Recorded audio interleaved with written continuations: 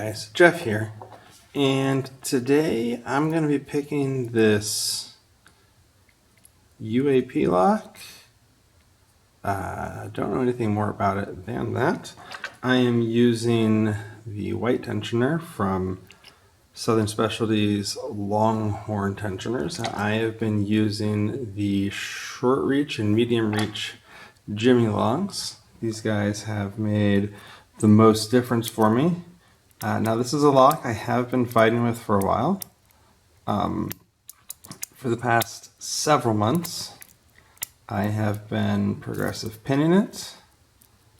There was even a period of time where I had to go backwards in my progressive pinning because I wasn't giving it the time it deserved and wasn't making progress, and I actually got to where I just couldn't pick it for a good long while.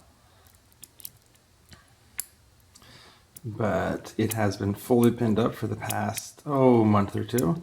I've just been trying to get consistent on it.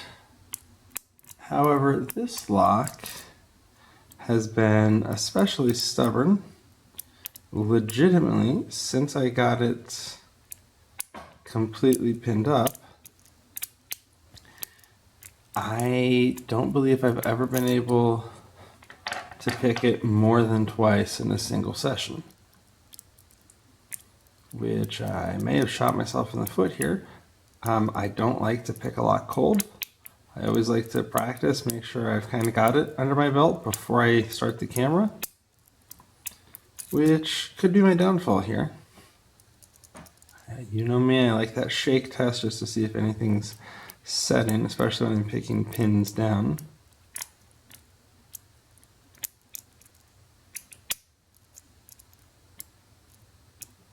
Something hanging up in the back there.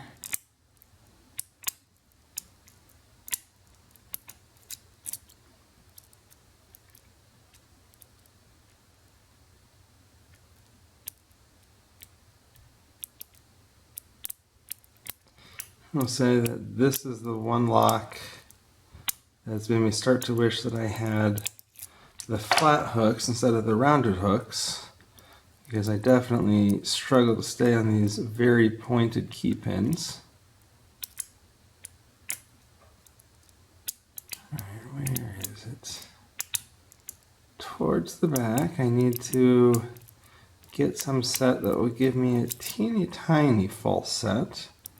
Only after I do that, I should be able to get a pretty monstrous false set by setting, it's like 2 or 3. All right, I got my tiny false set. Usually that means I need to switch over to the longer one.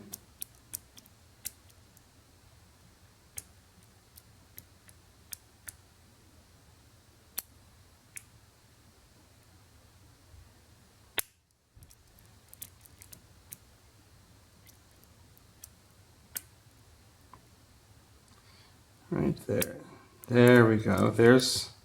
Apparently I completely bypassed all of the false sets, which is a shame because this lock has some fantastic spools to it.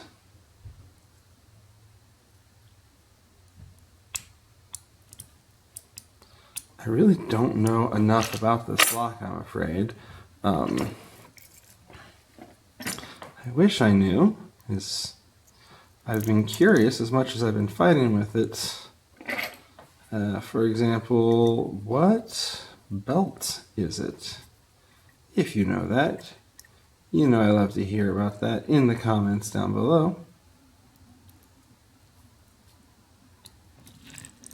There we go. Also has these pieces. Anti-drill, I'm assuming. All right.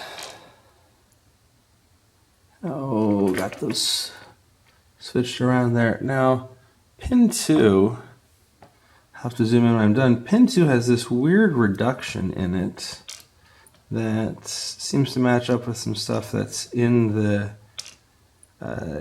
key chamber there, the key pin chamber also. It is also a shame that I don't have any keys for this. Now, it's hard to tell, but in the bottom of chamber 2, there's this reduction that matches up with this pin it's almost like a T-pin, but it's on the key pin. I've never heard of a key pin being a T-pin. All right, before we run out of time and battery here, you've got one of those great spools in one. That little T-pin, he's got a monster, and I think that might be a steel driver pin there. Another one of those great spools in 3. Let's take it from the back now, y'all.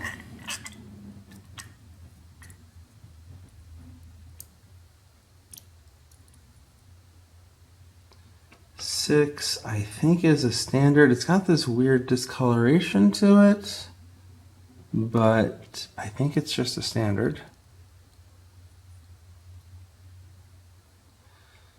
Standard in 5. And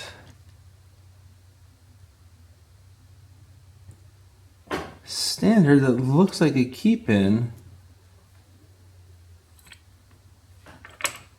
in 4. All right, we're going to get you zoomed in on these in just a second. All right, apparently it just doesn't want to focus for me. Can I find the focus? So I'm afraid I messed something up. So we've got those spools in 1 and 3, extra long in 2. But this in 4 is definitely a key pin, and I have been progressively pinning this at the same time I've been doing some others, and I'm wondering if some pins got shifted around between locks. At any rate, I might have taken a picture of this and superimposed at this point. If you know anything else about this lock, if you know the belt ranking or anything about this UAP, totally appreciate it. Let me know in the comments down below. And in the meantime, I'll talk to you all later. All right, it's Jeff here again. Just a little better focus. Of course, a little better focus on all of the pins that I had here. I was also about to show you one of the things that I find fascinating about this lock, at least the way that I've redone it, I guess, is this chamber 5 is a 0 lift. Anything that I do to touch that is going to overset it. So trying to set this one back here, I'm pretty much guaranteed to overset here. And again, a better view of all those driver pins. So if you guys know, did I mess up? Should this thing have been all steel? Because I'm seeing that the spools, that's steel, but this key pin that I have in the driver pin position really has me flummoxed. Anyways, that's it. I'll talk to y'all later.